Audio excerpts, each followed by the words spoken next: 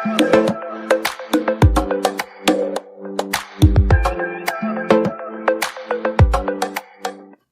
Video में हम discuss करेंगे क्लास 9th के सब्जेक्ट साइंस का बायोलॉजी पार्ट से चैप्टर नंबर 5 जिसका नाम है the fundamental unit of life यानी कि सेल के बारे में। चैप्टर 5 की टोटल 2 वीडियोस होंगी, पार्ट 1 और पार्ट 2। ये पार्ट 1 है, इसमें हम चैप्टर के सभी कॉन्सेप्ट्स को डिस्कस करेंगे और जो पार्ट 2 होगा उसका लिंक आपको डिस्क्रिप्शन बॉक्स में मिल जाएगा। और पार्ट 2 में हम जो भी इंपॉर्टेंट क्वेश्चंस हैं या एक्स्ट्रा थिंग्स हैं इस चैप्टर से रिलेटेड उनके बारे में डिस्कस करेंगे। और चैप्टर शुरू करने से यानी कि पार्ट 1 शुरू करने से पहले इंपॉर्टेंट इन्फॉर्मेशन दे देता हूं। जो भी इस चैप्टर के एनसीईआरटी सॉल्यूशन और नोट्स हैं दोनों का लिंक जो है वो डिस्क्रिप्शन बॉक्स में आपको दिया गया है। फंडामेंटल यूनिट ऑफ लाइफ जिसे कहा जाता है सेल, ठीक है। सेल जो है ये बेसिक और फंडामेंटल यूनिट है। कोई भी लिविंग थिंग है वो सभी सेल्स से ही बने हुए हैं, ठीक है। तो ये सेल वर्ड आया कहां से, सबसे पहले इसको किसने देखा, किस तरह से देखा, इन सब के बारे में देखते हैं। सो इसमें लिखा है In 1665, Robert Hooke examined the thin slice of cork through self-designed microscope. 1665 में रॉबर्ट हुक जो है वो एक स्लाइस लेते हैं, ठीक है। कोर्क होता है पेड़ की छाल, पेड़ की जो छाल होती है उससे एक पतली सी स्लाइस जो है वो माइक्रोस्कोप से देखते हैं, खुद के बनाए हुए माइक्रोस्कोप से, ठीक है। उनका माइक्रोस्कोप कुछ इस तरह का था, ठीक है। इस माइक्रोस्कोप से वो एक कोर्क को देखते हैं, कोर्क को यहां पर रखा गया, ठीक है। और जब यहां आईपीस यहां पर है, यहां से उन्होंने देखा इस कोर्क को तो वो कुछ इस तरह का दिखाई दिया, ठीक है। ये बड़ा कर देता है, जूम कर देता है किसी भी चीज को, तो वो जो स्लाइस थी, कोर्क थी, वो कुछ इस तरह की दिखाई दी, ठीक है। इसमें बहुत छोटे छोटे कंपार्टमेंट्स थे, ठीक है। ये किस तरह की दिखाई दी थी, it look like honeycomb consisting of many little compartment. ये बिल्कुल इस तरह की दिखाई दी थी जैसे हनीकॉम्ब यानी कि मधुमक्खी का जो छत्ता होता है, मधुमक्खी का जो घर होता है, उस तरह की दिखाई दी थी। इसमें छोटे छोटे कंपार्टमेंट्स बने हुए थे, छोटे छोटे इसमें छेद बने हुए थे, ठीक है। और ये छोटे छोटे कंपार्टमेंट है, इसी को रॉबर्ट हुक ने कहा था सेल। सेल का मतलब क्या होता है, अ लिटिल रूम, ठीक है। सेल जो है ये आई थिंक लैटिन लैंग्वेज का वर्ड है जिसका मतलब होता है अ लिटिल रूम, ठीक है, एक छोटा सा कमरा। तो ये जो छोटे छोटे कंपार्टमेंट्स हैं इन्हीं को कहा गया सेल, ठीक है। आगे है इसमें All living things are composed of cell. It is the basic unit of life. सभी लिविंग थिंग्स हैं, ठीक है। ये जो एक आपको छोटा सा ब्लैक नजर आ रहा है, ब्लैक सा, ठीक है, ये क्या है, एक सेल। सभी लिविंग थिंग्स हैं। लिविंग थिंग्स यानी कि प्लांट्स हो गए, ह्यूमन बींग्स हो गए, एनिमल्स हो गए, ये सभी लिविंग थिंग्स हैं वो इन्हीं सेल्स से, इसी तरह के सेल्स से बने हैं। ये जो भी लाइफ है, जो भी लिविंग थिंग है उनकी बेसिक यूनिट है, ठीक है। तो इसी के बारे में सारा जो भी डिटेल है वो पढ़ते हैं। पीछे वाले पेज पर हमने पढ़ा कि सभी लिविंग थिंग्स जो है वो सेल्स से ही बने हैं। तो प्लांट्स किस तरह के सेल्स से बने हैं ये देख लेते हैं। तो यहां पर है सेल ऑफ एन ओनियन या फिर प्लांट पील। ओनियन या फिर प्लांट्स जिन सेल से बने हैं उनकी पील से जानते हैं, ठीक है। तो सबसे पहले क्या किया जाएगा, ओनियन का एग्जाम्पल ले लेते हैं। यहां पर ओनियन लेंगे, सबसे पहले हम उसकी स्लाइड बनाएंगे। स्लाइड बनाने का प्रोसेस जो एनसीईआरटी एक्टिविटी नंबर 5.1 में दिया गया है, जल्दी से मैं यहां पर एक्सप्लेन कर देता हूं। ओनियन लेंगे, ओनियन से एक पतली सी परत निकालेंगे, ठीक है। पील करेंगे उसे, उसकी बिल्कुल एक पतली सी परत निकालेंगे जो बिल्कुल पॉलीथिन टाइप होती है, ठीक है। उसमें सैफरनीन डालेंगे। सैफरनीन जो है ये ब्लू या फिर वॉयलेट कलर का होता है जो उसे कलर प्रोवाइड करेगा, ठीक है।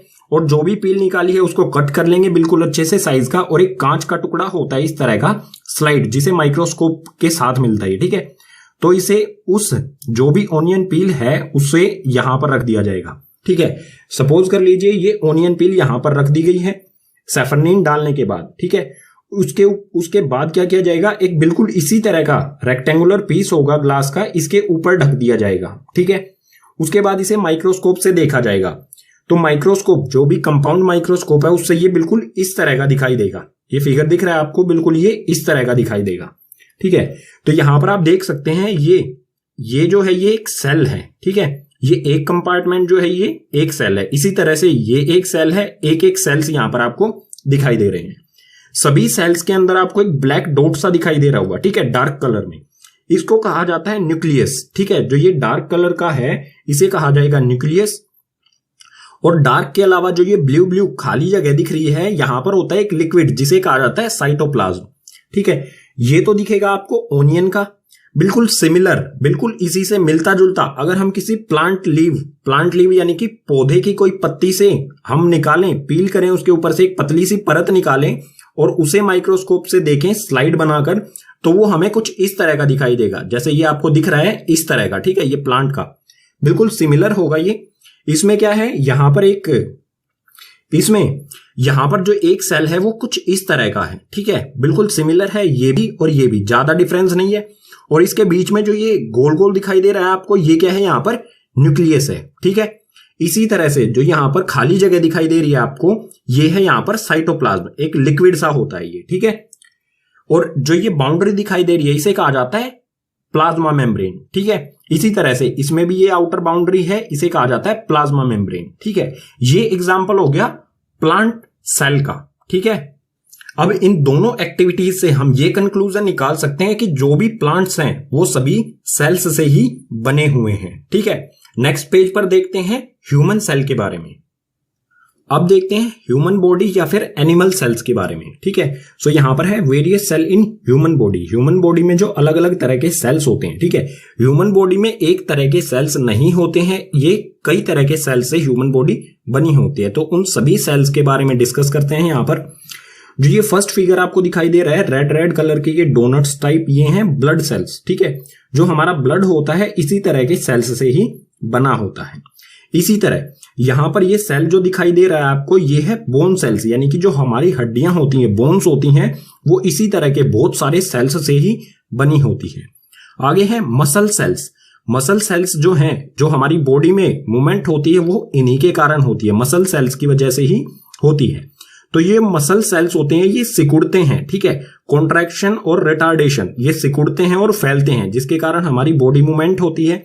ये मसल सेल्स इस तरह के होते हैं। ठीक है, आगे है इसमें ओव्यूम, ये फीमेल रिप्रोडक्टिव सेल होता है। ठीक है, इसी तरह से फैट सेल जो हमारी बॉडी में फैट होता है वो इसी तरह के सेल्स का बना होता है। ठीक है, ये है फैट सेल। लाखों करोड़ों सेल्स होते हैं हमारी बॉडी में। ठीक है, उन्हीं में से है फैट सेल। ये है स्पर्म, जो मेल रिप्रोडक्टिव सेल होता है। ठीक है, इसी तरह से यहां पर है न्यूरॉन सेल। ये न्यूरॉन सेल है। न्यूरॉन सेल जो है ये मैसेज कैरी करता है। ठीक है, जो भी हमारी बॉडी में एक जगह से दूसरी जगह मैसेज सेंड होता है वो न्यूरॉन सेल के द्वारा ही होता है। तो ये सभी प्रकार के इन सभी सेल्स से ही ह्यूमन बॉडी बनी हुई है। ठीक है, अब देख लेते हैं किस किस टाइप्स के ऑर्गेनिजम्स होते हैं। ऑर्गेनिजम्स यानी कि लिविंग थिंग्स। ठीक है, और इसको क्लासिफाई करेंगे हम किस बेसिस पर, नंबर ऑफ सेल्स, यानी कि जो सिंगल सेल से बना हुआ ऑर्गेनिज्म यानी कि लिविंग थिंग है उसे क्या कहा जाएगा, और जो ज्यादा सेल से बने हुए हैं उन्हें क्या कहा जाएगा। तो हमारे सामने है type of organisms on the basis of number of cells. ठीक है, अलग अलग टाइप के ऑर्गेनिजम्स यानी कि लिविंग थिंग, और किस बेसिस पर है ये, नंबर ऑफ सेल्स पर। ठीक है, यानी कि कितने सेल से वो बने हुए हैं। तो टाइप ऑफ ऑर्गेनिजम्स, दो तरह के ऑर्गेनिजम्स होते हैं। First is unicellular organism and second is multicellular organisms. ठीक है, सो फर्स्ट देखते हैं इसमें यूनिसेलुलर ऑर्गेनिजम्स क्या होते हैं। It is single cell organism, all function performed by single cell and its life span is short. Uni का मतलब ही होता है सिंगल। ठीक है, यूनिसेलुलर यानी कि सिंगल सेल से बने हुए ऑर्गेनिजम्स, ऐसे ऑर्गेनिज्म जो सिर्फ एक सिंगल सेल से बने हैं उन्हें कहा जाता है यूनिसेलुलर ऑर्गेनिज्म। ठीक है, ये एक सेल से बने हुए ऑर्गेनिजम्स होते हैं। सभी फंक्शंस यानी कि सभी काम जो होते हैं किसी भी बॉडी के, ठीक है, यूनिसेलुलर ऑर्गेनिजम्स के जो भी काम होते हैं वो सिंगल सेल ही अकेला करता है। और जो सिंगल सेलुलर यानी कि यूनिसेलुलर ऑर्गेनिज्म है, इनका लाइफ स्पैन यानी कि इनकी लाइफ जो है वो बहुत शॉर्ट होती है, यानी कि बहुत कम लाइफ होती है इनकी। ठीक है, एग्जाम्पल ले लेते हैं कुछ यूनिसेलुलर ऑर्गेनिजम्स के। तो इसमें आ जाएगा अमीबा, बैक्टीरिया, पैरामीशियम। अमीबा किस तरह का होता है, ठीक है, इस तरह का कुछ होता है और इसमें एक सेंटर में होता है न्यूक्लियस। ठीक है, सो अमीबा की क्या है, एक यूनिसेलुलर ऑर्गेनिज्म। इसी तरह से बैक्टीरिया भी यूनिसेलुलर है और पैरामीशियम भी यूनिसेलुलर है, यानी कि ये तीनों क्या है, एक एक सिंगल सेल से बने हुए ऑर्गेनिजम्स हैं। ठीक है, और एक बेस्ट एग्जांपल दे देता हूं यूनिसेलुलर ऑर्गेनिज्म का, वो है एग। ठीक है, एग जो है वो एक सिंगल सेल है। ठीक है, यूनिसेलुलर ऑर्गेनिज्म है। अंडा, ठीक है, जिसे अंडा कहते हैं हिंदी में, तो अंडा एक सिंगल सेल, एक सेल से ही बना हुआ है। ठीक है, अब बात करते हैं मल्टी सेलुलर ऑर्गेनिज्म। मल्टी यानी कि ज्यादा। ठीक है, तो ज्यादा सेल से बने हुए ऑर्गेनिजम्स हैं उन्हें कहा जाएगा मल्टी सेलुलर, एक से ज्यादा सेल्स से जो बने हुए हैं, ठीक है। सो इसके बारे में देखते हैं। It consist large number of cells, different cell perform different function and its life span is long. ये लार्ज नंबर ऑफ सेल से बने होते हैं, यानी कि बहुत ज्यादा सेल्स से बने होते हैं, और अलग अलग सेल्स का काम क्या होता है, मतलब अलग अलग सेल्स जो है वो अलग अलग फंक्शंस, अलग अलग कार्य करते हैं। जैसे पीछे वाले पेज पर हमने ह्यूमन सेल्स के बारे में पढ़ा था, बोन सेल होता है, न्यूरॉन सेल होता है, ब्लड सेल्स होते हैं, इसी तरह बहुत सारे सेल्स होते हैं। तो वो सभी अलग अलग टाइप्स के सेल जो हैं वो अलग अलग काम करते हैं, ठीक है, वो अलग अलग फंक्शंस करते हैं। It's life span is long, और इनकी जो लाइफ स्पैन है यानी कि इनकी जो लाइफ है वो ज्यादा होती है, ठीक है। एग्जाम्पल ले लेते हैं मल्टी सेलुलर ऑर्गेनिजम्स का। सो ये हो जाएगा ह्यूमन यानी कि आप हो गए, मैं हो गया, या कोई भी। इसी तरह से ट्रीज जो है वो भी मल्टी सेलुलर है, या फिर कोई भी एनिमल्स हैं वो भी मल्टी सेलुलर ऑर्गेनिजम्स ही हैं, ठीक है। नेक्स्ट कॉन्सेप्ट आता है इस चैप्टर में हमारा, what is a cell made up of. Cell जो है वो किन चीजों से मिलकर बने होते हैं, ठीक है, और क्या काम होता है सेल्स का, ठीक है। सो इसमें दिया है हमें, every single cell do basic functions. जो सभी अकेला कोई भी सेल है वो बेसिक फंक्शंस करता है, ठीक है। हर एक सेल जो है वो बेसिक फंक्शंस करता है, जैसे like exchange of gases, digestion, absorption और भी बहुत सारे, ठीक है। सेल हैं वो क्या करते हैं, एक्सचेंज ऑफ गैसेस यानी कि गैसेस का एक्सचेंज करते हैं। प्लांट सेल जो है वो कार्बन डाइऑक्साइड एब्जॉर्ब करते हैं और ऑक्सीजन रिलीज करते हैं। इसी तरह से जो एनिमल सेल हैं वो ऑक्सीजन एब्जॉर्ब करते हैं और कार्बन डाइऑक्साइड रिलीज करते हैं। इसी तरह से डाइजेशन करता है, जो कॉम्प्लेक्स फूड होता है उन्हें इजी फूड में कन्वर्ट करता है, और एब्जॉर्प्शन भी करते हैं। इसी तरह से और भी बहुत सारे काम होते हैं, फंक्शंस होते हैं सेल के, ठीक है, जो चैप्टर के लास्ट में हम पढ़ेंगे, ठीक है। बात करते हैं सेल किन चीजों से मिलकर बना होता है। तो यहां पर दिया गया है 3 मेन कंपोनेंट ऑफ सेल। जो भी, चाहे वो एनिमल सेल हो चाहे प्लांट सेल हो, उसमें तीन मेन कंपोनेंट होते हैं, ठीक है। सो उसमें पहला है सेल मेम्ब्रेन, ठीक है। सेल मेम्ब्रेन जिसे प्लाज्मा मेम्ब्रेन भी कहा जाता है।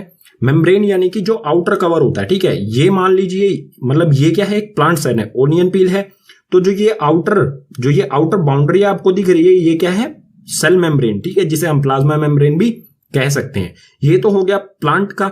इसी तरह से जो ह्यूमन सेल होता है यानी कि एनिमल सेल होता है, उसके भी बाहर वाली ये आउटर बाउंड्री जो दिख रही है आपको थोड़ा सा डार्क कलर में, ग्रीन में, ये है प्लाज्मा मेम्ब्रेन, ठीक है।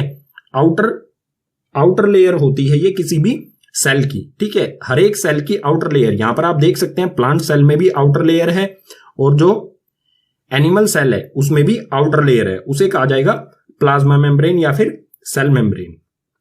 सेकेंड कंपोनेंट होता है सेल का न्यूक्लियस, ठीक है। न्यूक्लियस के बारे में मैं बता चुका हूं, जो ये डार्क कलर का डॉट होता है सभी सेल्स में होता है, इसे कहा जाता है न्यूक्लियस, ठीक है। ये हो गया प्लांट में। इसी तरह से ये आ गया, ये डार्क कलर का जो ग्रीन दिखाई दे रहा है, ये है एनिमल सेल का न्यूक्लियस, ठीक है। थर्ड है साइटोप्लाज्म। साइटोप्लाज्म क्या होता है, जो ये खाली जगह होती है, इसमें एक जेली टाइप लिक्विड होता है, ठीक है।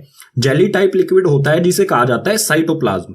इसी तरह से जो ये ओनियन पील है, ठीक है, सॉरी ओनियन की स्लाइड है, ओनियन सेल है, इसमें भी जो ये ब्लू खाली जगह दिखाई दे रही है, यहां पर भी क्या है, साइटोप्लाज्म है, ठीक है।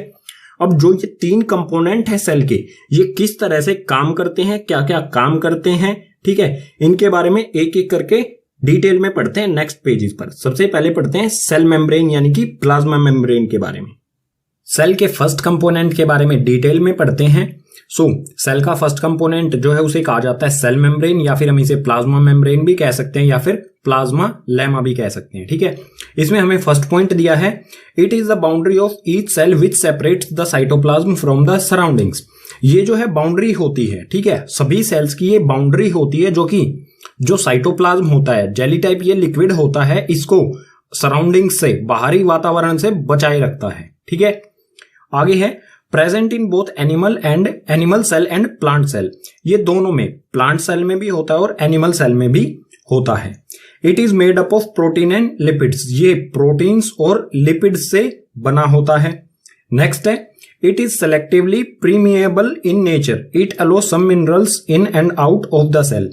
ये जो है सेलेक्टिवली प्रीमिएबल होता है नेचर में। अब सेलेक्टिवली प्रीमिएबल का मतलब क्या होगा, जो भी ये आउटर लेयर है ये सेलेक्टिव चीजों को ही अंदर जाने देता है कुछ सेलेक्टेड चीजों को ही, जैसे गैसेज हो गई, ऑक्सीजन अंदर जाती है, कार्बन डाइऑक्साइड बाहर आती है, ठीक है।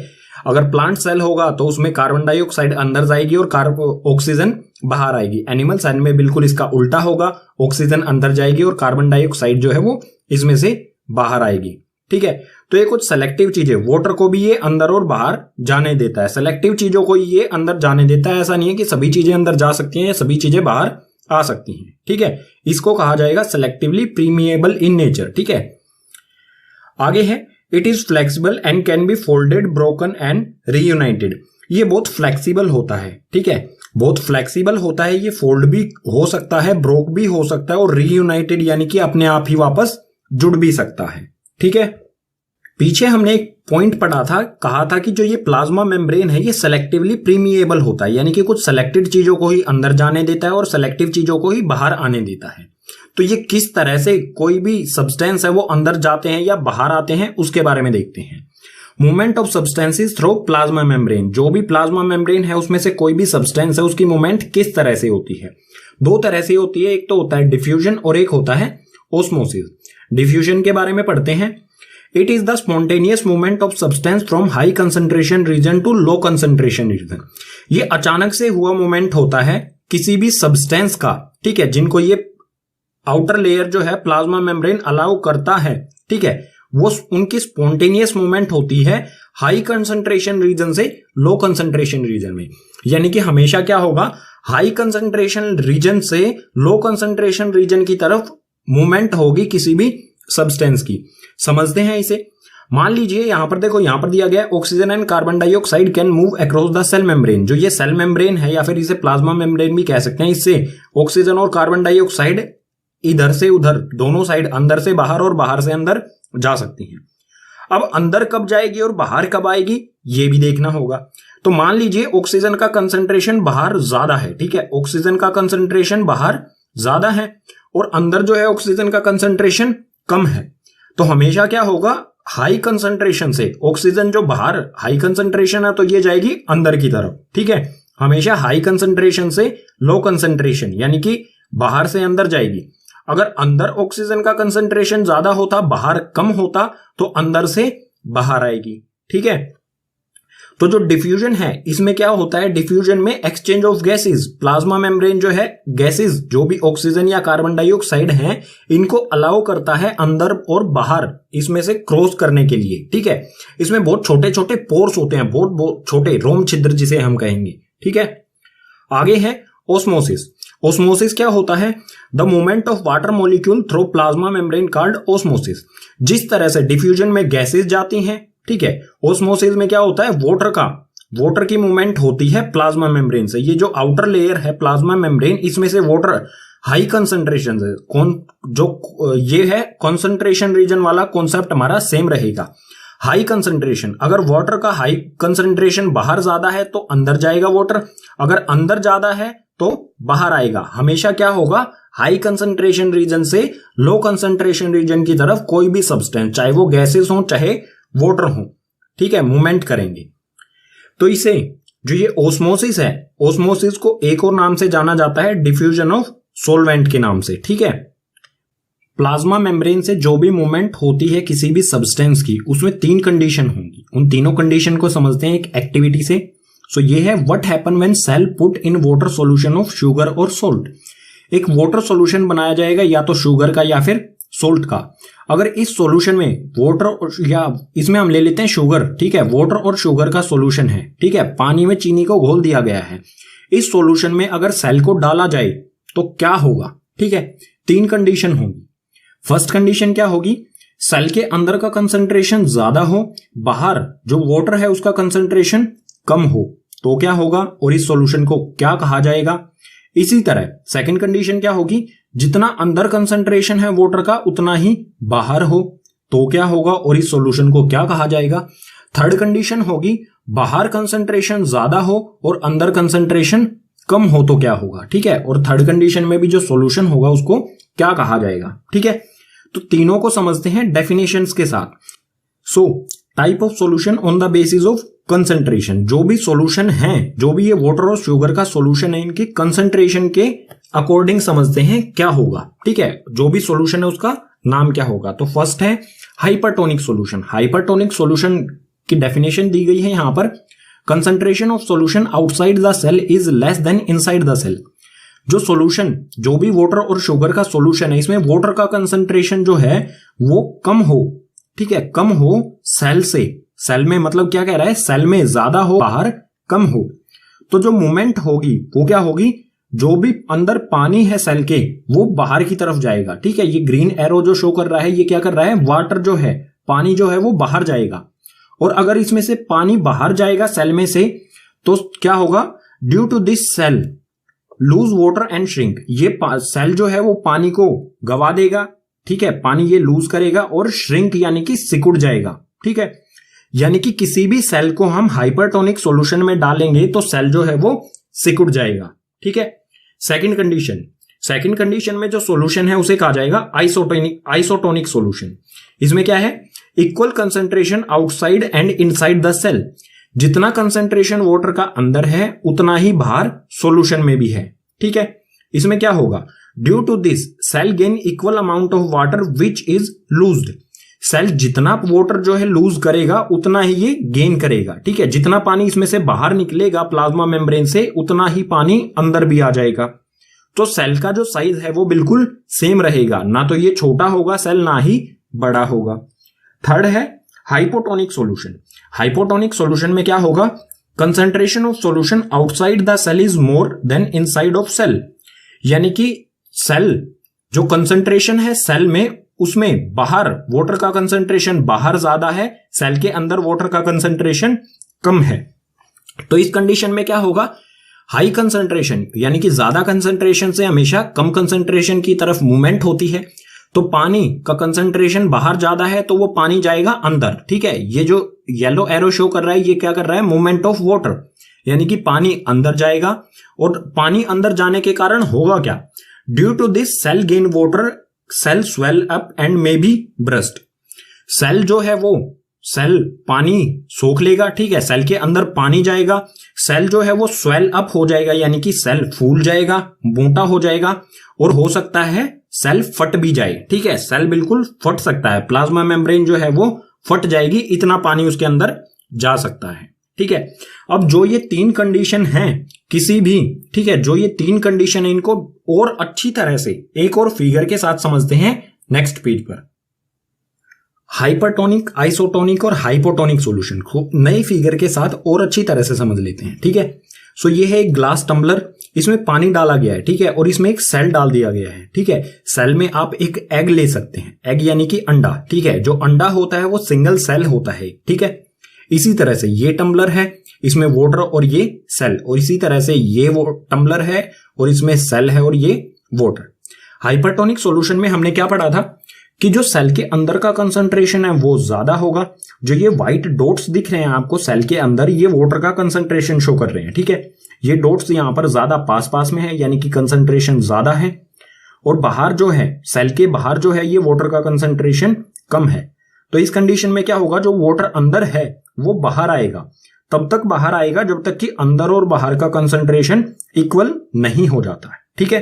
हाइपरटोनिक सॉल्यूशन में हमेशा क्या होगा, पानी सेल के अंदर जो है वो बाहर आएगा, ठीक है, और सेल जो है वो श्रिंक हो जाएगा, सिकुड़ जाएगा। सेकंड है आइसोटोनिक सॉल्यूशन। आइसोटोनिक सॉल्यूशन में आप देख सकते हैं ये डॉट्स जो हैं ये बिल्कुल जितने अंदर हैं, जितना कंसंट्रेशन इनका अंदर है उतना ही बाहर है। तो जो भी वाटर है वो इसमें से बाहर तो आएगा, जितना बाहर आएगा उतना ही दूसरी साइड से अंदर चला जाएगा। तो जो सेल है उसका साइज बिल्कुल सेम रहेगा, उसमें कोई भी चेंज नहीं आएगा, ठीक है। थर्ड है हाइपोटोनिक सॉल्यूशन। हाइपोटोनिक सॉल्यूशन में आप देख सकते हैं कि बाहर का कंसंट्रेशन, सेल के बाहर का कंसंट्रेशन जो है वो ज्यादा है, सेल के अंदर का कंसंट्रेशन कम है। तो हाई कंसंट्रेशन यानी कि बाहर से अंदर की तरफ, लो कंसंट्रेशन में जो सब्सटेंसेस है वो मूव करेंगे यानी कि वाटर मूव करेगा। तो जो भी वाटर अंदर मूव करेगा उसकी वजह से होगा क्या, सेल जो है वो वाटर गेन करेगा और सेल फूल जाएगा, ठीक है, स्वेल हो जाएगा, मोटा हो जाएगा, और हो सकता है सेल जो है वो फट जाए, ठीक है। इतना पानी चला जाए कि जो प्लाज्मा मेम्ब्रेन है ये फट जाए, यहां से सेल बिल्कुल डैमेज हो जाए, ठीक है। और यहां पर सेल, जो भी हमने ये सेल यूज किया इसकी जगह पर आप एग, जो कि एक सिंगल सेल होता है, ये ले सकते हैं, या फिर रेसिन्स यानी कि किशमिश वगैरह, इन सब का यूज आप कर सकते हैं। ठीक है, अगर किशमिश को लो कंसंट्रेटेड वाटर में डालेंगे तो जो किशमिश है वो सिकुड़ जाएगी। अगर आइसोटोनिक सॉल्यूशन में डालेंगे तो उसका जो साइज है वो सेम रहेगा। अगर हाइपोटोनिक सॉल्यूशन में किशमिश को डाला जाएगा तो वो फूल जाएगी। ठीक है, नेक्स्ट कॉन्सेप्ट आता है हमारा इस चैप्टर में प्लाज्मा मेम्ब्रेन से ही रिलेटेड सेल वॉल। ठीक है, सो सेल वॉल क्या होता है, कहां पर पाया जाता है और इसके फंक्शंस क्या होते हैं, इन तीनों चीजों को समझ लेते हैं। सबसे पहले इन पॉइंट्स को पढ़ते हैं, एक एक करके समझते हैं और उसके बाद फिगर से समझेंगे। ठीक है, सो सेल वॉल क्या होता है? It is the outermost covering of plant cell. पीछे बताया गया था कि प्लाज्मा मेम्ब्रेन या फिर सेल मेम्ब्रेन जिसे कहा जाता है वो आउटर कवरिंग होती है किसी भी सेल की। ठीक है, लेकिन ये आपको ध्यान रखना है कि जो प्लांट सेल्स होते हैं, ठीक है, जो भी प्लांट सेल होते हैं उसमें outer most covering plasma membrane के भी बाहर की ओर जो कवरिंग होती है वो सेल वॉल होती है। ठीक है, ये सिर्फ प्लांट सेल्स की होती है। ठीक है, it is absent in animal cells. Animal cells में या फिर ह्यूमन सेल्स में ये नहीं होती है। ठीक है, नेक्स्ट पॉइंट है इसमें, it is rigid, strong, porous and non living structure. ये रिजिड यानी कि कठोर होता है, स्ट्रॉन्ग यानी कि काफी मजबूत, और पोरस यानी कि इसमें छोटे छोटे छिद्र होते हैं। और ये जो लिविंग, जो भी ये सेल वॉल है, ये नॉन लिविंग स्ट्रक्चर होता है, यानी कि डेड स्ट्रक्चर होता है सेल वॉल। ठीक है, it is made up of cellulose. जो सेल वॉल है ये किससे बना होता है? सेलुलोसिस से बना होता है। ठीक है, ये काफी बार क्वेश्चन आया है कि सेल वॉल किससे बना होता है और कहां पर प्रेजेंट होता है। तो सेलुलोसिस से बना होता है और प्लांट सेल में ही ये होता है सेल वॉल। ठीक है, लास्ट है, cell wall of two cells are joined by a layer lamellae. ठीक है, कोई भी दो सेल वॉल हैं, अगर किसी भी दो सेल्स के सेल वॉल जो हैं वो एक चीज से जुड़े होते हैं, लेयर से, उसका नाम है लैमेली। ठीक है, अब इन सभी पॉइंट्स को फिगर की मदद से समझते हैं। ठीक है, सो यहां पर आप देख सकते हैं, एक ये सेल है, प्लांट सेल है ये। ठीक है, एक ये प्लांट सेल है, एक ये प्लांट सेल है, इसी तरह से एक ये प्लांट सेल है। तीन प्लांट सेल आपस में जुड़े हुए हैं। आप यहां पर देखेंगे कि ये एक येलो सी लेयर है। ठीक है, ये जो मैं बना रहा हूं व्हाइट, ये यहां पर येलो सी एक लेयर है, ये है प्लाज्मा मेम्ब्रेन। ठीक है, प्लाज्मा मेम्ब्रेन के बाहर की तरफ आपको दिख रहा होगा एक ब्राउन लेयर है और एक ग्रीन लेयर है। जो ये ब्राउन और ग्रीन, ये दोनों लेयर हैं, ये सेल वॉल है। ठीक है, सेल वॉल जो है ये डबल कवरिंग होती है। ठीक है, डबल कवरिंग होती है। ये प्राइमरी होता है, सॉरी, ये ग्रीन जो है ये प्राइमरी होता है और ये ब्राउन जो है ये सेकेंडरी वॉल होती है। ठीक है, इन दोनों से मिलके बनती है सेल वॉल। ठीक है, यानी कि ये ब्राउन और ग्रीन जो है ये क्या है? सेल वॉल है, और ये सिर्फ प्लांट सेल्स में ही होती है। ठीक है, और लैमेली क्या होता है? लैमेली देखो, ये सेल और ये सेल, इन तीनों सेल के बीच में क्या है? सेल वॉल से आप यहां पर देखेंगे ऑरेंज सा एक सब्सटेंस दिख रहा है। ठीक है, ऑरेंज सा यहां पर एक मटेरियल दिख रहा है ऑरेंज कलर का। जो सभी सेल वॉल, इस सेल की जो वॉल है और इस सेल की वॉल है, इसके बीच में ये ऑरेंज सा मटेरियल है, जिससे दोनों सेल वॉल्स आपस में जुड़े हुए हैं, उसे ही कहा जाता है लैमेली। ठीक है, यहां पर आप देख सकते हैं ये सेल वॉल और ये सेल वॉल यहां पर ऑरेंज से सब्सटेंस से जुड़ी हुई है, तो ये ही है लैमेली। ये तो हो गया सेल वॉल क्या है और कहां पर पाई जाती है। अब इसके फंक्शंस देखते हैं नेक्स्ट पेज पर। अब है फंक्शंस ऑफ सेल वॉल। जो भी सेल वॉल है उसके क्या क्या कार्य होते हैं, क्या क्या काम होते हैं सेल में। ठीक है, सो इसमें फर्स्ट है, it provide definite shape to the cell. जो भी प्लांट सेल होता है उसको ये एक निश्चित आकार प्रोवाइड करती है। ठीक है, डेफिनेट शेप प्रोवाइड करती है किसी भी प्लांट सेल को। नेक्स्ट है, it provide strength to the cell.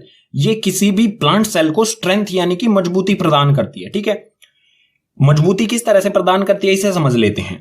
अगर किसी प्लांट सेल को हाइपोटोनिक सॉल्यूशन में डाला जाए, हाइपोटोनिक सॉल्यूशन क्या होता है? जिसमें कंसंट्रेशन बाहर ज्यादा होता है, सेल के अंदर कम होता है। अगर किसी एनिमल सेल को डाला जाएगा तो जो वाटर है वो सेल के अंदर जाएगा और सेल वो है स्वेल अप हो जाएगा, यानी कि फूल जाएगा और फट भी जाएगा। लेकिन प्लांट सेल में ऐसा नहीं होता है। अगर प्लांट सेल को किसी हाइपोटोनिक सॉल्यूशन में डाला जाएगा, वाटर अंदर तो जाएगा लेकिन सेल जो है वो ब्रस्ट यानी कि ब्लास्ट फटेगा नहीं, क्योंकि जो सेल वॉल है उसे, ये सेल वॉल जो है ये उसे बचाती है फटने से। ठीक है, क्योंकि ये काफी मजबूत होती है और डेड सेल्स, मतलब डेड होती है ये, इसलिए ये फूलने नहीं देती है सेल्स को। ठीक है, नेक्स्ट है, इट इज परमिएबल एंड अलो, ये अलो 2 बार आ गया है, ठीक है, दोबारा से पढ़ लेते हैं।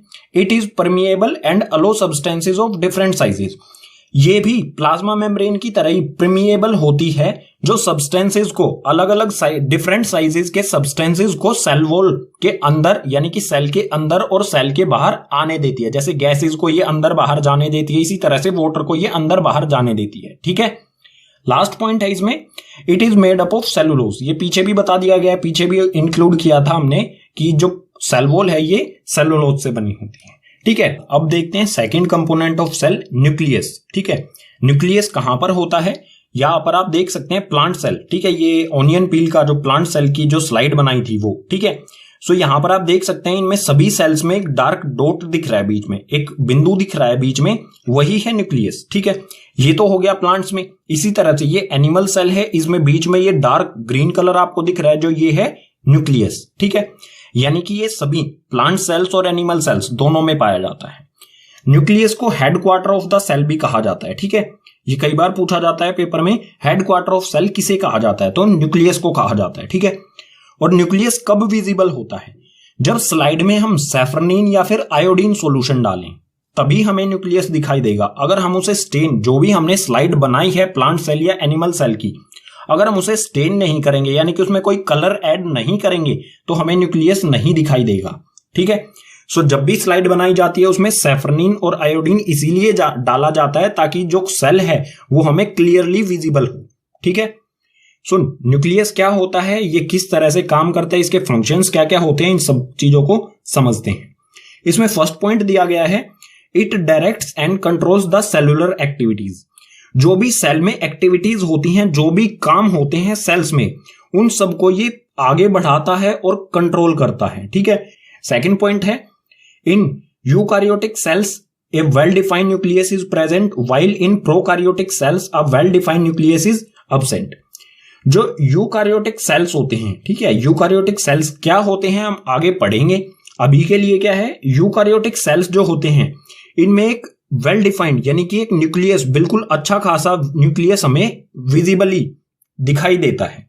लेकिन जो प्रोकारियोटिक सेल्स होते हैं, ये भी आगे पढ़ेंगे, प्रोकारियोटिक सेल्स क्या होते हैं, इसमें जो न्यूक्लियस है वो क्लियरली प्रेजेंट नहीं होता है, ठीक है।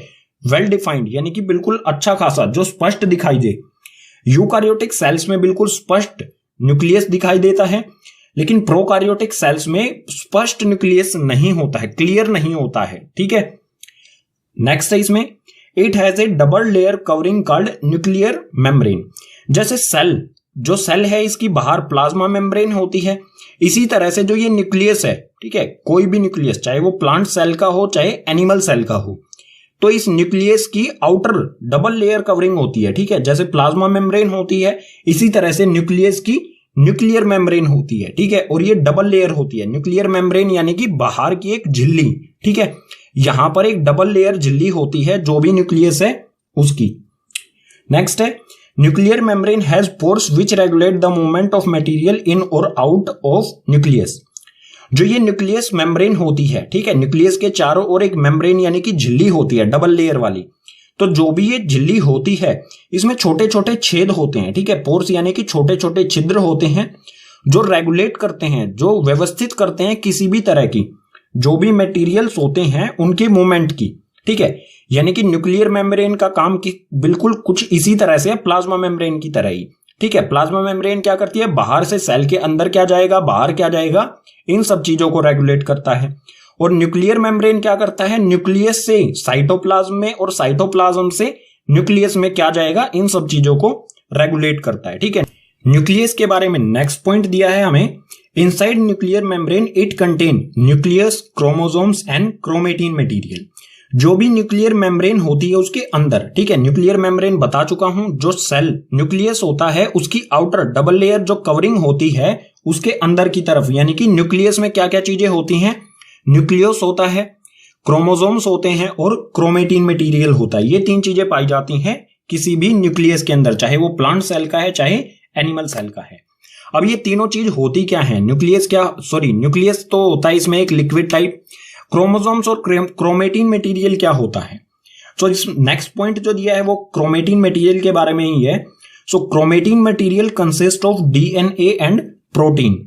जो क्रोमेटिन मटेरियल है ये किन चीजों से बना होता है? डीएनए यानी कि डीऑक्सीराइबो न्यूक्लिक एसिड, ठीक है। डीएनए की फुल फॉर्म होगी deoxyribo nucleic acid.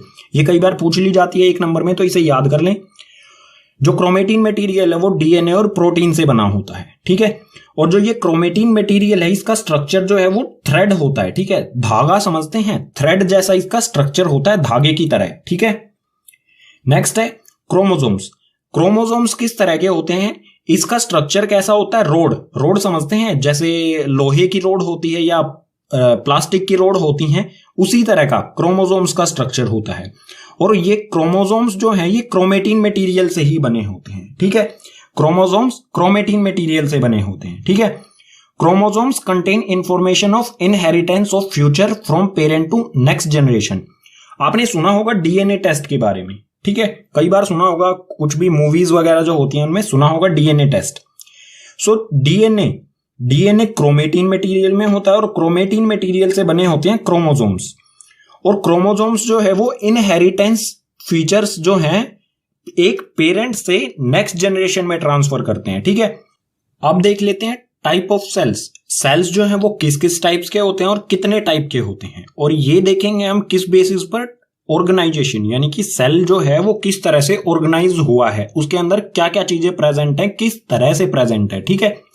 So type of sales जो हैं वो 2 तरह के होते हैं। 2 तरह के सेल्स होते हैं, प्रोकार्योटिक सेल्स और यूकार्योटिक सेल्स। सो ये प्रोकार्योटिक सेल और यूकार्योटिक सेल्स हम न्यूक्लियस के कुछ पॉइंट्स पढ़ रहे थे, उसमें हमने देखा था। सो यहां पर क्लियर कर लेते हैं ये होते क्या हैं। सबसे पहले देखते हैं प्रोकार्योटिक सेल्स। प्रोकार्योटिक सेल्स में हमें दिया है वेरी माइन्यूट इन साइज। जो भी प्रोकार्योटिक सेल्स होते हैं इनका साइज बहुत छोटा होता है, ठीक है। माइन्यूट यानी कि बहुत छोटा होता है। आगे है nuclear region not surrounded by nuclear membrane. जो न्यूक्लियर रीजन होता है, ठीक है, कोई भी ये सेल है इसमें अगर जो न्यूक्लियस है, अगर ये न्यूक्लियस है, ठीक है, ये न्यूक्लियस जो है इसके बाहर की तरफ न्यूक्लियर मेम्ब्रेन नहीं होती है, ठीक है। जो झिल्ली होती है डबल लेयर वाली वो नहीं होती है, means nuclear membrane is absent, ठीक है, यानी कि न्यूक्लियर मेम्ब्रेन जो है वो एब्सेंट होती है। सिंगल क्रोमोसोम्स प्रेजेंट, और इसमें सिर्फ एक क्रोमोसोम प्रेजेंट होता है प्रोकार्योटिक सेल्स में, ठीक है। एग्जाम्पल ले लेते हैं प्रोकार्योटिक सेल्स का, तो हो जाएगा एग्जाम्पल में bacteria. Second type of cell eukaryotic cells. Eukaryotic cells क्या होते हैं? Large in size. Prokaryotic cells जो है वो छोटे साइज में होते हैं, लेकिन यूकार्योटिक सेल्स का जो साइज होता है वो लार्ज यानी कि बड़ा होता है। Nucleus surrounded by nuclear membrane. जो यूकार्योटिक सेल्स हैं इनका जो न्यूक्लियस है, ठीक है, इनका जो न्यूक्लियस है इसमें न्यूक्लियर मेम्ब्रेन होती है, ठीक है, डबल लेयर न्यूक्लियर मेम्ब्रेन होती है। More than 1 chromosomes are present, ठीक है, इसमें एक से ज्यादा क्रोमोसोम्स प्रेजेंट होते हैं। अगर एग्जाम्पल की बात करें इसमें यूकार्योटिक सेल्स में, तो एग्जाम्पल हो जाएगा अमीबा, ह्यूमन, एनिमल और प्लांट। इन सभी amoeba, human cell, animal cells और प्लांट सेल्स, ये सभी यूकार्योटिक सेल्स होते हैं, ठीक है। First component of cell plasma membrane और second component of cell nucleus के बारे में पढ़ने के बाद अब देखते हैं थर्ड कंपोनेंट ऑफ सेल जो होता है साइटोप्लाज्म। साइटोप्लाज्म के बारे में मैंने बताया था कि ये जेली टाइप लिक्विड होता है, ठीक है, मतलब ये एक्चुअल में जेली टाइप नहीं होता, थोड़ा थोड़ा होता है। सो साइटोप्लाज्म कहां पर प्रेजेंट होता है? ये दोनों सेल्स में होता है, एनिमल सेल्स में भी और प्लांट सेल्स में भी। ये आपको एक सेल दिखाई दे रहा है प्लांट सेल में, ठीक है, ये ओनियन पील का जो हमने बनाई थी स्लाइड उसका, ठीक है। सो ये जो खाली जगह दिखाई दे रही है, ठीक है, ब्लू ब्लू से कलर की जो खाली जगह दिखाई दे रही है, यहां पर होता है लिक्विड जिसे कहा जाता है साइटोप्लाज्म। इसी तरह से जो एनिमल सेल होता है उसमें भी ये खाली जगह जो दिखाई दे रही है ये होता है साइटोप्लाज्म, कि ये लिक्विड होता है एक तरह से, ठीक है। सो देख लेते हैं इसके बारे में। The liquid part of the cell in which the other organelles float is called cytoplasm. जो लिक्विड पार्ट होता है सेल का जिसमें अलग अलग ऑर्गेनल्स फ्लोट यानी कि तैर रहे होते हैं उसे कहा जाता है साइटोप्लाज्म। अब बात करते हैं ऑर्गेनल्स क्या होते हैं। जैसे हमारी बॉडी होती है इसमें बहुत सारे ऑर्गन्स होते हैं, जैसे हार्ट हो गया, ब्रेन हो गया, लीवर हो गया, किडनी हो गया। इसी तरह से सेल्स के, ठीक है, मतलब जो हमारे बॉडी में ऑर्गन्स है वो हमारी बॉडी के लिए काम करते हैं, उसको मेंटेन रखने के लिए। इसी तरह सेल में भी बहुत सारे ऑर्गेनल्स होते हैं, ऑर्गन्स होते हैं जो सेल को मेंटेन रखने के लिए काम करते हैं, ठीक है, उन्हीं को कहा जाता है ऑर्गेनल्स। और ये साइटोप्लाज्म में पाए जाते हैं। और ये कौन कौन से ऑर्गेनल्स हैं, इनका काम क्या क्या है, ये नेक्स्ट पेजेस पर, हम आने वाले पेजेस पर पढ़ेंगे। ठीक है, जो साइटोप्लाज्म है इसको दो पार्ट्स में डिवाइड किया जा सकता है। ठीक है, फर्स्ट इज साइटोसोल, पहला जो पार्ट है उसे कहेंगे हम साइटोसोल, और दूसरा पार्ट जो है उसे कहेंगे हम सेल ऑर्गेनल्स। ठीक है, साइटोप्लाज्म को दो भागों में बांटा जाएगा, साइटोसोल और सेल ऑर्गेनल्स। सो साइटोसोल क्या होता है? The aqueous component of cytoplasm. Cytosol जो है ये एक्वस कंपोनेंट होता है। एक्वस यानी कि पानी। ठीक है, एक्वस का मतलब होता है वाटर। सो पानी वाला जो कंपोनेंट होता है उसे कहा जाता है साइटोसोल। और सेल ऑर्गेनल्स के बारे में मैं बता चुका हूं, फिर डेफिनेशन भी देख लेते हैं इसकी। These are the internal organ of the cell responsible for carrying out specific job to keep the cell alive. ये सेल के इंटरनल ऑर्गन्स होते हैं। ठीक है, किसी भी सेल के अंदर जो ऑर्गन्स होते हैं जो सेल के अलग अलग स्पेसिफिक जॉब्स, यानी कि अलग अलग जो ऑर्गेनल्स है उनका अलग अलग स्पेसिफिक वर्क है उनका। ठीक है, जो सेल को जिंदा रहने के लिए कुछ स्पेसिफिक वर्क्स करते हैं उन्हीं को कहा जाता है सेल ऑर्गेनल्स, और ये साइटोप्लाज्म में प्रेजेंट होते हैं। ठीक है, अब है आपके लिए क्वेश्चन। ठीक है, क्वेश्चन फॉर यू। क्वेश्चन यहां पर लिखा गया है, इसे अच्छी तरह से पढ़ें और समझें। अगर आपको इसका आंसर आता है, काफी इंपॉर्टेंट क्वेश्चन है, तो कमेंट बॉक्स सेक्शन में इसका आंसर दे। क्वेश्चन मैं पढ़ देता हूं। Why viruses do not show characteristics of life until they enter in living body. जो वायरसेस होते हैं वो तब तक लाइफ के कैरेक्टर शो क्यों नहीं करते हैं, तब तक कि वो लिविंग बॉडी में एंटर ना कर जाए। ठीक है, चैप्टर में नेक्स्ट कॉन्सेप्ट है हमारा सेल ऑर्गेनल्स। सेल ऑर्गेनल्स, जैसे हमारी बॉडी, ह्यूमन बॉडी के अंदर अलग अलग ऑर्गन्स होते हैं, लीवर हो गया, किडनीज हो गई, ब्रेन हो गया, हार्ट हो गया, इसी तरह सेल के अंदर भी ऑर्गेनल्स होते हैं जो सेल के लिए स्पेसिफिक काम करते हैं। ठीक है, अलग अलग काम जो है सेल के वो किए जाते हैं सेल ऑर्गेनल्स के द्वारा। सो इसके बारे में दिया है, living part of the cell having definite shape, structure and functions bounded by plasma membrane. जो सेल ऑर्गेनल्स होते हैं वो लिविंग पार्ट होता है। ठीक है, लिविंग होते हैं ये, डेफिनेट शेप यानी कि एक निश्चित शेप होती है, स्ट्रक्चर एक अच्छा खासा ढांचा होता है, और इनका एक निश्चित काम होता है। ठीक है, सबका अलग अलग काम होता है, स्पेसिफिक होता है। और ये सारे किसके अंदर होते हैं? प्लाज्मा मेम्ब्रेन के अंदर ही होते हैं सभी ऑर्गेनल्स। बात की जाए टोटल कितने ऑर्गेनल्स होते हैं, तो ये आई थिंक 10 के आसपास ऑर्गेनल्स होते हैं सेल के अंदर, लेकिन हमारे सिलेबस में हम पढ़ेंगे सिर्फ 6 के बारे में। ठीक है, क्योंकि सिलेबस में 6 ही दिए गए हैं। तो सबसे पहला सेल ऑर्गेनल है एंडोप्लाज्मिक रेटिकुलम, इसकी शॉर्ट फॉर्म होती है ER। ठीक है, ER stands for endoplasmic reticulum. Second है गोल्जी एपरेटस, इसे गोल्जी कॉम्प्लेक्स भी कहा जाता है।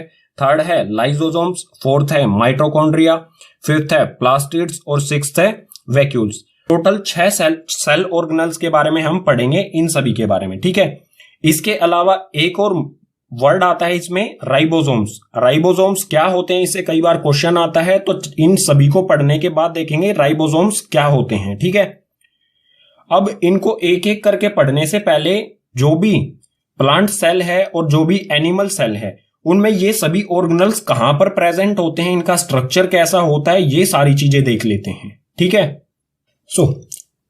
सबसे पहले देखते हैं प्लांट सेल।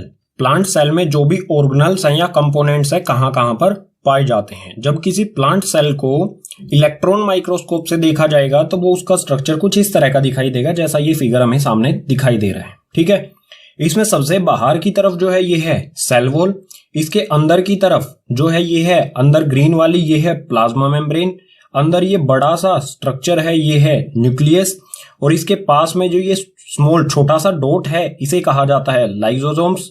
इसके पास में ये जो पैरेलल सी लाइंस हैं, ठीक है, ये जो पैरेलल सी लाइन है ये है गोल्जी एपरेटस।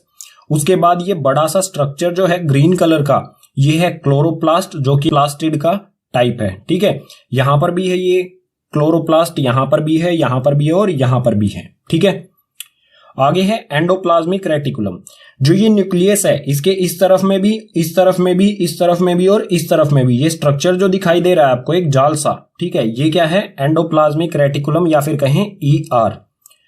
ये जो आपको दिखाई दे रहा है ऑरेंज से कलर का ये है माइटोकॉन्ड्रिया या फिर इसे माइटोकॉन्ड्रियन भी कहा जाता है। ठीक है, और उसके अलावा जो ये सभी ऑर्गेनल्स हैं जिस चीज में भी ये हैं उसे कहा जाएगा साइटोप्लाज्म। ठीक है, जिसके बारे में हम पीछे वाले पेज पर ही पढ़ा था।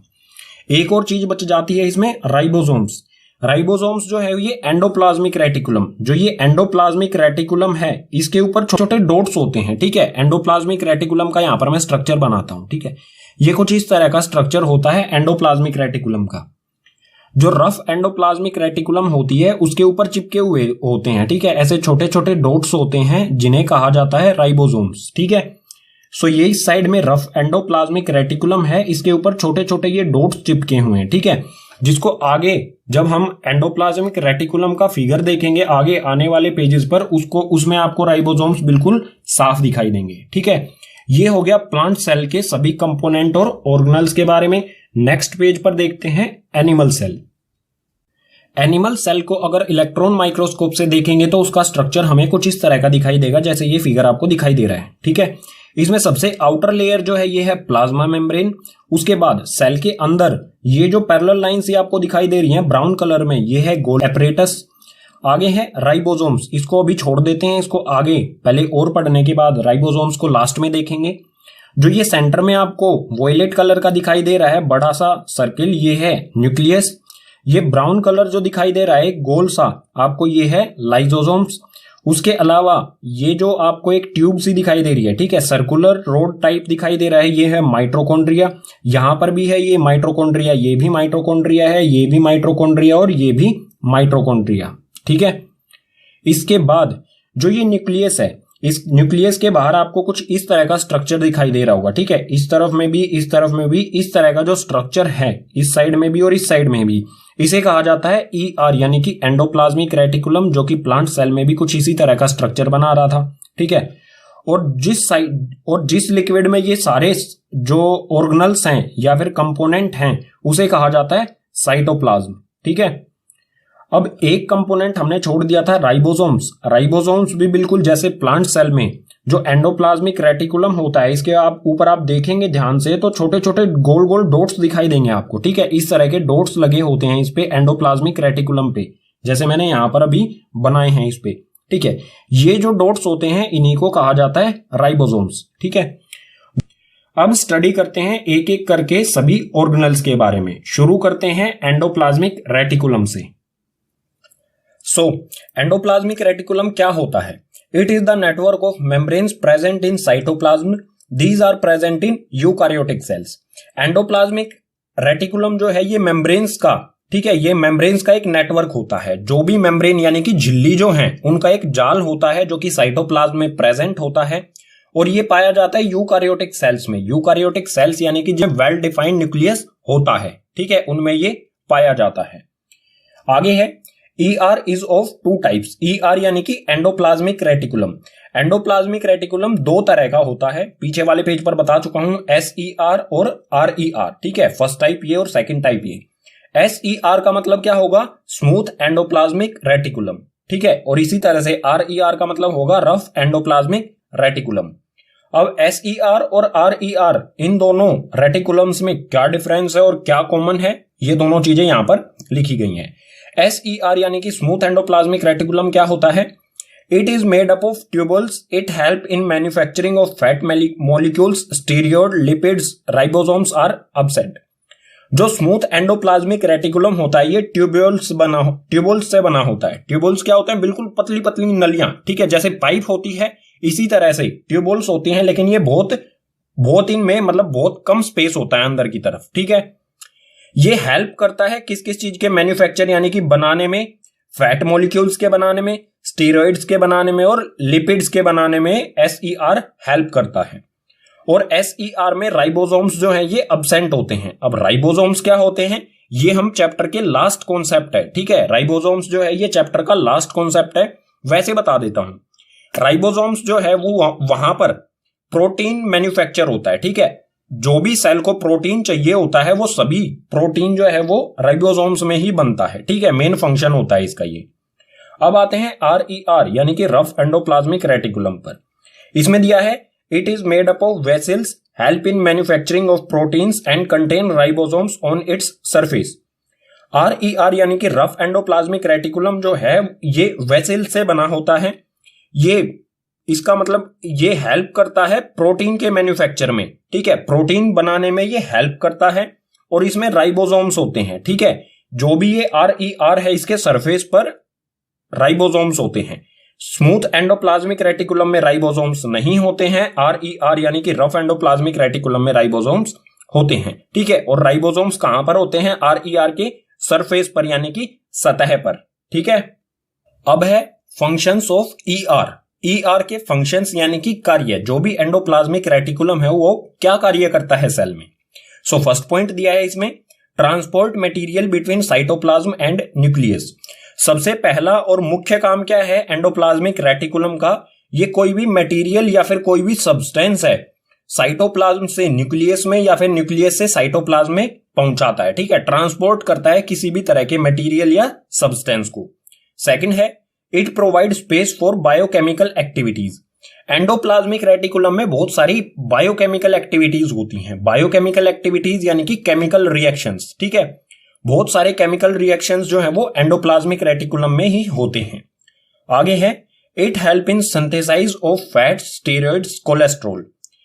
एंडोप्लाज्मिक रेटिकुलम में क्या क्या चीजें बनती हैं या क्या क्या चीजें इससे मतलब एंडोप्लाज्मिक रेटिकुलम से क्या क्या चीजें उत्पन्न होती हैं? फैट्स हो गए, स्टेरॉइड्स हो गए, और ये सारी चीजें एंडोप्लाज्मिक रेटिकुलम में ही बनती हैं। ठीक है, एक और पॉइंट है इसमें, it help in detoxification of poisonous product. Most important point है ये क्या कह रहा है कि जो भी पॉइजनस प्रोडक्ट्स होते हैं, पॉइजनस प्रोडक्ट यानी कि जो सेल को नुकसान पहुंचाने वाले प्रोडक्ट्स हैं, ठीक है, जो सेल को डैमेज कर सकते हैं, उनका ये डिटॉक्सिफिकेशन कर देता है, यानी कि उन्हें सिंपल प्रोटीन्स में चेंज कर देता है, सिंपल सब्सटेंसेस में चेंज कर देता है। जो भी जहरीले तत्व होते हैं सेल के अंदर उनको सिंपल सब्सटेंसेस में चेंज कर देता है। ठीक है, आगे 2-3 लाइन्स और दी गई हैं, इनको भी समझ लेते हैं। Some of the protein and lipids help in building cell membrane and this process is known as membrane biogenesis। जो भी ER स्मूथ एंडोप्लाज्मिक रेटिकुलम या फिर रफ एंडोप्लाज्मिक रेटिकुलम में जो भी प्रोटीन्स या लिपिड्स बनते हैं उनकी मदद से जो है मेम्ब्रेन बनती है। ठीक है, सेल मेम्ब्रेन जो आउटर मेम्ब्रेन होती है, प्लाज्मा मेम्ब्रेन जिसे कहा जाता है, वो बनती है, और इसी प्रोसेस को कहा जाता है मेम्ब्रेन बायोजेनेसिस। ठीक है, यानी कि जो मेम्ब्रेन है वो मजबूत रहती है किसकी वजह से? एंडोप्लाज्मिक रेटिकुलम की वजह से। आगे है, protein also send to various places in cell depending on need. Endoplasmic reticulum का एक और काम दिया गया है यहां पर, ये क्या करता है? प्रोटीन को भेजता है अलग अलग जगह पर, सेल में अलग अलग जगह पर जहां जितनी जरूरत होती है। ठीक है, और ये सिर्फ एंडोप्लाज्मिक रेटिकुलम अकेला नहीं करता है, ये हेल्प लेता है गोल्जी एपरेटस की, जिसके बारे में हम पढ़ते हैं नेक्स्ट पेज पर। सेल का सेकंड ऑर्गेनल है गोल्जी एपरेटस। गोल्जी एपरेटस को गोल्जी कॉम्प्लेक्स भी कहा जाता है, और ये नाम इनकी खोज करने वाले कैमिलियो गोल्जी के नाम पर ही पड़ा है। ठीक है, सो गोल्जी एपरेटस क्या होता है? It is a system of tubules and membrane bound vesicles arrange parallel to each other in stacks called cisternae. ये एक सिस्टम होता है ट्यूबल्स और मेम्ब्रेन बाउंड वेसल्स। ठीक है, ये किन दो चीजों से बना है? एक तो ट्यूबल से और एक मेम्ब्रेन बाउंड वेसल्स से। और ये एक दूसरे से, जो ये मेम्ब्रेन बाउंड वेसल्स हैं, ये एक दूसरे से लगभग पैरेलल होती हैं। ठीक है, जिन्हें सिस्टर्न्स कहा जाता है। ठीक है, ये हम डायग्राम में समझेंगे सिस्टर्न्स क्या है, ये ट्यूबल्स या मेम्ब्रेन बाउंड वेसल्स क्या है। देख लेते हैं इसके फंक्शंस। जो गोल्जी एपरेटस है इसके क्या क्या कार्य होते हैं। तो फर्स्ट है इसमें, lipids and protein synthesised in ER are packed at Golgi complex. जो भी लिपिड्स और प्रोटीन्स बनता है ER यानी कि एंडोप्लाज्मिक रेटिकुलम में, जो भी लिपिड्स या प्रोटीन बने हैं उनको पैक करने का काम करता है गोल्जी एपरेटस। ठीक है, नेक्स्ट है, transport material inside and outside the cell. ये कोई भी मटेरियल हो उसको सेल के बाहर भेजने वाले को बाहर भेजता है, और सेल के अंदर कहीं पे जरूरत है किसी मटेरियल की तो उसके पास भेजता है। यानी कि इसका काम क्या है? ट्रांसपोर्ट करना, किसी भी मटेरियल को जरूरत के हिसाब से ट्रांसपोर्ट करना। ठीक है, जैसे प्रोटीन है, प्रोटीन सेल के बाहर जरूरत है तो ये सेल के बाहर भेज देगा, और सेल के अंदर कहीं पर भी जरूरत है तो सेल के अंदर भेजेगा। ठीक है, नेक्स्ट है, it help in formation of middle lamellae. हमने प्लांट सेल की जो सेल वॉल होती है, दो प्लांट सेल की सेल वॉल जो जुड़ी होती है वो किससे जुड़ी होती है? लैमेलाe से। ये हमने पढ़ा था। तो मिडल लैमेलाe जो बनती है वो इसी गोल्जी एपरेटस की वजह से ही बनती है। ठीक है, ये गोल्जी एपरेटस मदद करता है मिडल लैमेलाe को बनाने में। ठीक है, अब जो भी एंडोप्लाज्मिक रेटिकुलम है और गोल्जी एपरेटस हैं, ये किस तरह से काम करते हैं डायग्राम की मदद से समझ लेते हैं नेक्स्ट पेज पर। डायग्राम से समझते हैं जो ER यानी कि एंडोप्लाज्मिक रेटिकुलम है और जो गोल्जी एपरेटस है वो किस तरह से काम करते हैं। ठीक है, मान लीजिए ये एक सेल है, ठीक है, ये प्लाज्मा मेम्ब्रेन है किसी भी सेल की, उसमें ये न्यूक्लियस है जो रेड कलर का दिख रहा है आपको, और ये जो ब्लू कलर का दिख रहा है ये न्यूक्लियर मेम्ब्रेन है। ठीक, और न्यूक्लियर मेम्ब्रेन के बिल्कुल साथ में ही जुड़ा होता है एंडोप्लाज्मिक रेटिकुलम। ये आपको शेप दिख रही है, मैंने पीछे बनाया था कुछ इसी तरह की शेप। ठीक है, ये है एंडोप्लाज्मिक रेटिकुलम। इस पर ये जो येलो डॉट्स हैं, ये जो येलो डॉट्स आपको चिपके हुए दिखाई दे रहे हैं, ये हैं राइबोसोम्स। ठीक है, अब इसे देखते हैं। ये है गोल्जी एपरेटस। पीछे बताया गया था कि इसमें वेसिल्स होती हैं। वेसिल्स क्या है, ये जो पैरेलल सी आपको लाइन दिख रही है ये है वेसिल्स। ठीक है, अब ये कुछ इस तरह की अरेंजमेंट बनाती हैं जिसे कहा जाता है सिस्टर्न्स। ठीक है, ये आपको एक दिख रही है, एक अरेंजमेंट जो दिख रही है आपको इसे कहा जाएगा सिस्टर्न्स। और बताया गया था कि ये ट्यूबोल्स जो होते हैं ये गोल गोल, ठीक है, गोल गोल ट्यूबोल्स होते हैं जो कि गोल्जी एपरेटस में लगातार बनते रहते हैं। आप यहां पर देखेंगे ये गोल गोल स्ट्रक्चर सा यहां पर दिखाई दे रहा है, इन्हें कहा जाएगा, ये धीरे धीरे इससे अलग हो जाएंगे और बन जाएंगे ट्यूबोल्स। ठीक है, ये भी गोल्जी एपरेटस का ही एक पार्ट है। अब बात करते हैं प्रोटीन को एंडोप्लाज्मिक रेटिकुलम गोल्जी एपरेटस में भेजता है और गोल्जी एपरेटस सेल के बाहर या अंदर किस तरह से भेजता है। प्रोटीन बनता है राइबोसोम्स में। ठीक है, ये जो येलो डॉट्स हैं प्रोटीन इनमें बनता है। ये प्रोटीन जो बना है ये अंदर भेजेगा। ठीक है, राइबोसोम्स जो है ये एंडोप्लाज्मिक रेटिकुलम के अंदर भेज देगा यहां पर। उसके बाद एंडोप्लाज्मिक रेटिकुलम बॉल्स सी बना देगा इस तरह की। ये प्रोटीन्स हो गया, प्रोटीन है। ठीक है, प्रोटीन या फिर लिपिड्स। प्रोटीन जो है ये प्रोटीन गोल्जी एपरेटस की तरफ भेजेगा। गोल्जी एपरेटस में ये प्रोटीन जाने के बाद पैक होगा। ठीक है, जैसे कोई गिफ्ट पैक होता है बिल्कुल उसी तरह से गोल्जी एपरेटस में जाके प्रोटीन जो है वो पैक हो जाएगा। और पैक होने के बाद क्या किया जाएगा प्रोटीन का, जैसे यहां पर कोई सेल ऑर्गेनल है, ठीक है, यहां पर मान लीजिए ये कोई सेल ऑर्गेनल है, इसे प्रोटीन की जरूरत है।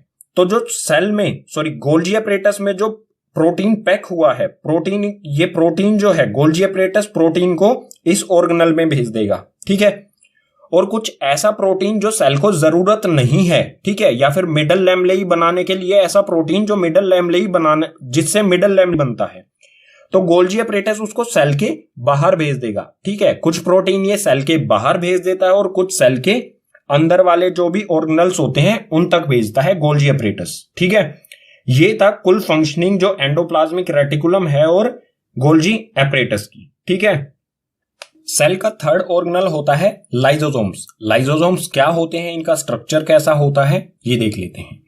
These are tiny like granules containing digestive enzymes। ये बिल्कुल छोटे से ग्रेन्यूल्स यानी कि दाने जैसे होते हैं जिसमें डाइजेस्टिव एंजाइम्स होते हैं, यानी कि पाचन जो ऐसे एंजाइम्स जो किसी भी चीज को पचा लें। ठीक है, आगे है these are bounded by a single membrane। और इनके चारों तरफ जो भी लाइसोसोम्स होते हैं इनके चारों तरफ एक सिंगल मेम्ब्रेन, एक मेम्ब्रेन होती है यानी कि झिल्ली होती है। ठीक है, और इनका आकार कैसा होता है, ये किस तरह के होते हैं, तो ये बिल्कुल इस तरह के एक छोटे से दाने।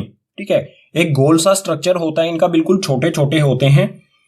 आगे है फंक्शंस, जो भी लाइसोसोम्स हैं इनके कार्य क्या क्या होते हैं, तो इसमें फर्स्ट दिया है the main function is digestion.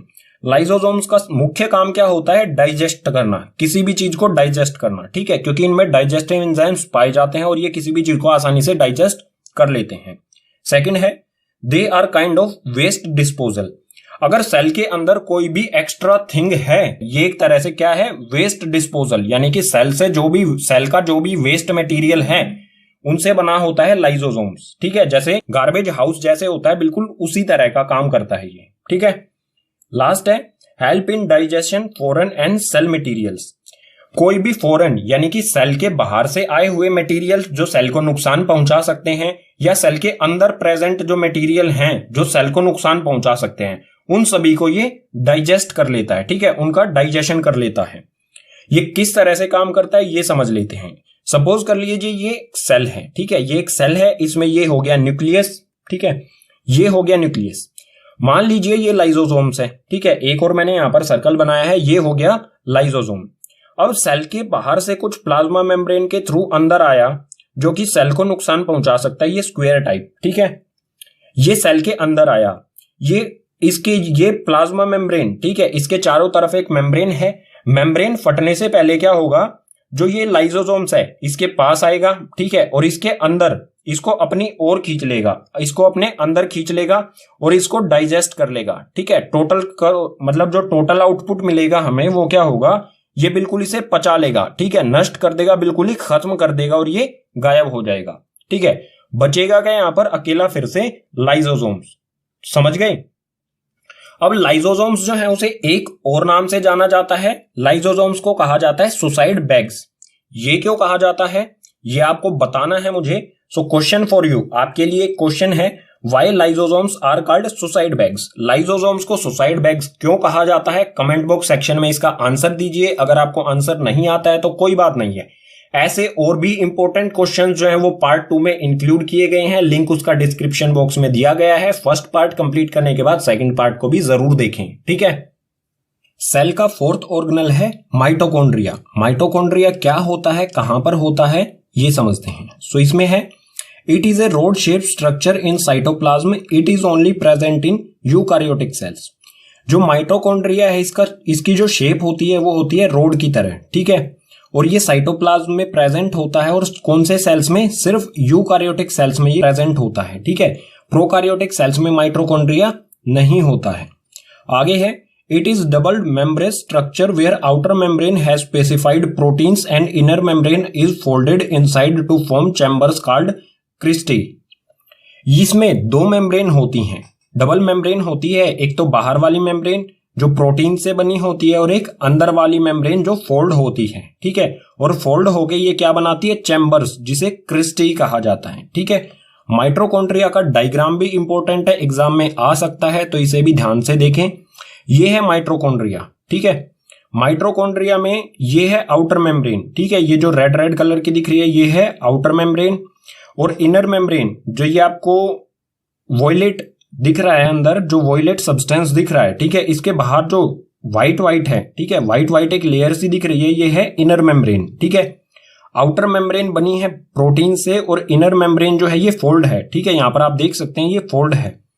Fold होके ये क्या बना रही है, क्रिस्टी, ठीक है, चैम्बर्स, ठीक है, ये एक चैम्बर हो गया, ये एक चैम्बर हो गया, तो ये बना रही है क्रिस्टी, चैम्बर्स बना रही है, ठीक है। इसके अलावा इसमें खुद का डीएनए भी होता है माइटोकॉन्ड्रिया का।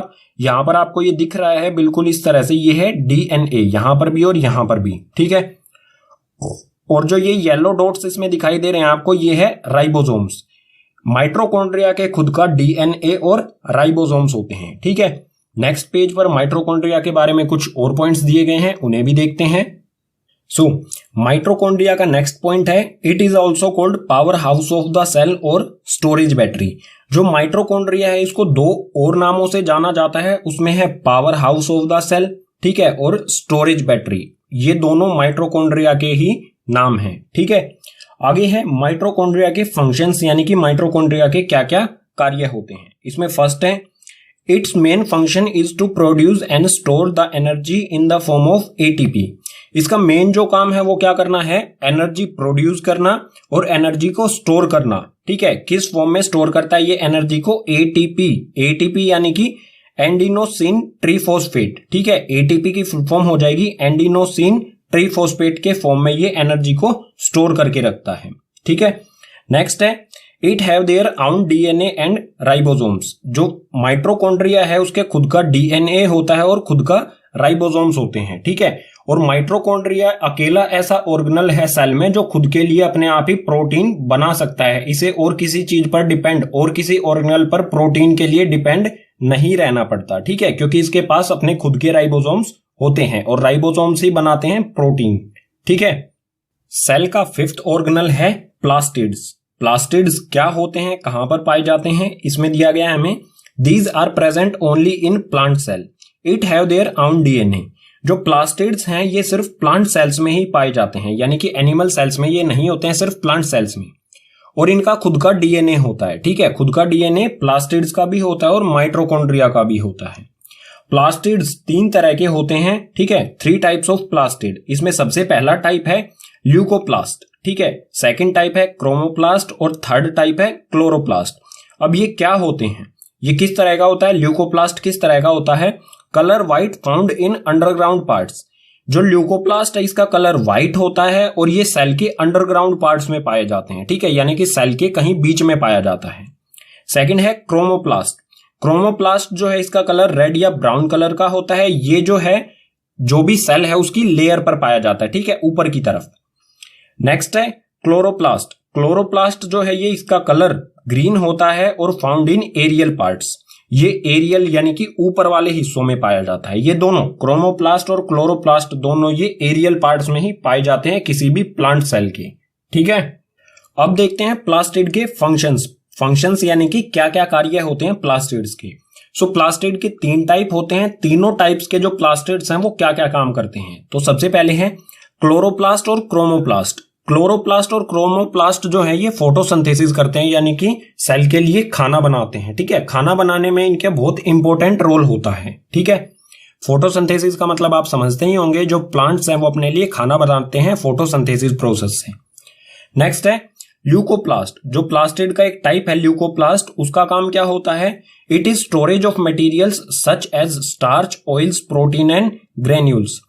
ये क्या करता है, स्टोर करता है। इसका मेन काम क्या होता है, स्टोरेज का। किसी भी मटेरियल को स्टोर करता है, जैसे कि स्टार्च को स्टोर करना हो गया, ऑयल्स को स्टोर करना होगा, या फिर प्रोटीन ग्रेन्यूल्स यानी कि प्रोटीन के दाने छोटे छोटे, उनको स्टोर करता है ल्यूकोप्लास्ट, ठीक है। ये हो गए प्लास्टिड्स के कार्य। सेल का 6th ऑर्गेनल है वैक्यूल्स। वैक्यूल्स क्या होते हैं, These are membrane bound region in the cytoplasm containing water, amino acid, sugar, various organic acid and some proteins. Vacuoles जो है ये मेम्ब्रेन बाउंड रीजन होता है, एक ऐसा एरिया होता है जिसके चारों तरफ एक झिल्ली होती है यानी कि मेम्ब्रेन होती है, ठीक है। ये साइटोप्लाज्म में होता है और इसके अंदर क्या क्या होता है, वैक्यूल्स के अंदर वाटर यानी कि पानी, एमिनो एसिड, शुगर यानी कि चीनी या फिर कहीं स्टार्च होता है, ठीक है। वेरियस ऑर्गेनिक, और भी बहुत सारे ऑर्गेनिक एसिड्स होते हैं और कुछ प्रोटीन्स भी इसके अंदर होते हैं। आगे है vacuoles are small size in animal cell while plant cell have very large vacuoles. Vacuoles जो है एनिमल सेल में इनका साइज बहुत छोटा, स्मॉल यानी कि छोटा होता है। अगर बात की जाए प्लांट सेल में, तो प्लांट सेल में बहुत बड़े, वेरी लार्ज वैक्यूल्स, बहुत बड़े वैक्यूल्स होते हैं, ठीक है। आगे है in single celled like amoeba vacuoles contain the food item. अगर कोई सिंगल सेल है, जैसे कि अमीबा हो गया, पैरामीशियम हो गया, या फिर और भी जो सिंगल सेल हैं, उसमें जो वैक्यूल्स होते हैं वहां पर फूड आइटम होता है, ठीक है। वहां पर ये सारी चीजें वाटर, अमीनो एसिड वगैरह नहीं होती, वहां पर क्या होता है, फूड आइटम्स होते हैं, ठीक है। वैक्यूल्स के कार्य देखते हैं, फंक्शंस के बारे में देखते हैं। तो इसमें दिया गया है स्टोरेज ऑफ मटेरियल्स। वैक्यूल्स का काम क्या होता है, जो भी स्टोरेज, ठीक है, मटेरियल्स हैं उनको स्टोर करना। जैसे यहां पर आपको दिख रहा है water, amino acid, sugar, various organic या फिर प्रोटीन, और यहां पर सिंगल सेल में फूड आइटम्स, इन सभी को स्टोर करना मुख्य काम होता है वैक्यूल्स का। इसके अलावा आगे दिया गया है important role in expelling excess of water. अगर किसी सेल में पानी एक्सेस है, ठीक है, पानी ज्यादा है, तो उसको भी स्टोर करना इसी का काम होता है वैक्यूल्स का, ठीक है। एक्सेस वाटर यानी कि अगर सेल में ज्यादा पानी हो जाए तो वो एक्सपेल, निकल के वो वैक्यूल्स में चला जाता है, ठीक है। वैक्यूल्स उसे अपने अंदर आने देता है और सेल को बिल्कुल मेंटेन रखने की कोशिश करता है, ठीक है। सेल के सभी 6 ऑर्गेनल्स पढ़ने के बाद हमने इनमें एक चीज नोटिस की कि एक वर्ड आता है राइबोसोम्स, ठीक है, जो एंडोप्लाज्मिक रेटिकुलम में भी आया था, माइटोकॉन्ड्रिया में भी आया था। ये क्या होता है इसके बारे में भी देख लेते हैं। सो यहां पर है राइबोसोम्स। राइबोसोम्स के बारे में हमें दिया है, it is A minute particle consisting of RNA. ये एक छोटा सा पार्टिकल होता है जो कि आरएनए से बना होता है, ठीक है। और आरएनए की फुल फॉर्म क्या होती है, राइबो न्यूक्लिक एसिड, ठीक है। इसकी फुल फॉर्म याद कर लीजिए, 1 मार्क्स में आती है। जो राइबोसोम्स है वो आरएनए यानी कि राइबो न्यूक्लिक एसिड से बना होता है, ठीक है। Ribosomes are the main site of protein synthesis. Ribosomes main जगह होती है प्रोटीन बनने की, ठीक है। जो भी सेल है, सेल को जितने भी प्रोटीन की जरूरत होती है वो लगभग सारा प्रोटीन राइबोसोम्स में ही बनता है, ठीक है। And also the protein transported to endoplasmic reticulum. Ribosomes जो है वो एंडोप्लाज्मिक रेटिकुलम पर लगे होते हैं, चिपके होते हैं, ठीक है। और जो भी इनमें प्रोटीन बनता है ये उसको ट्रांसफर कर देते हैं यानी कि एंडोप्लाज्मिक रेटिकुलम को, और एंडोप्लाज्मिक रेटिकुलम कर देता है उसको गोल्जी एपरेटस को ट्रांसफर, जो भी प्रोटीन है उसको गोल्जी एपरेटस को, और गोल्जी एपरेटस उसे पैक करके, प्रोटीन को पैक करके सेल के बाहर जरूरत होती है तो सेल के बाहर और सेल के अंदर किसी भी ऑर्गेनल को जरूरत है प्रोटीन की, वहां पर वो भेजने का काम करता है। ठीक है, अब आप समझ गए होंगे कि सेल जो है वो किस तरह से कार्य करता है। चैप्टर हो जाता है हमारा कंप्लीट। उम्मीद करूंगा आपको चैप्टर के सभी कॉन्सेप्ट समझ आए होंगे। अगर आपको सभी कॉन्सेप्ट समझ आए हैं तो इस वीडियो को अपने क्लासमेट्स के साथ शेयर कीजिए। अगर कोई भी कॉन्सेप्ट रह जाता है जो समझ में नहीं आया है तो उसे कमेंट बॉक्स सेक्शन में मेंशन कीजिए, और चैनल को जल्दी से जल्दी सब्सक्राइब कर लीजिए, क्योंकि क्लास 9 के सभी सब्जेक्ट्स का यहाँ पर सिलेबस आपका कवर कराया जाएगा। इसके अलावा पार्ट 2 NCERT सॉल्यूशन और नोट्स, इन तीनों का लिंक जो है वो डिस्क्रिप्शन बॉक्स में नीचे दिया गया है।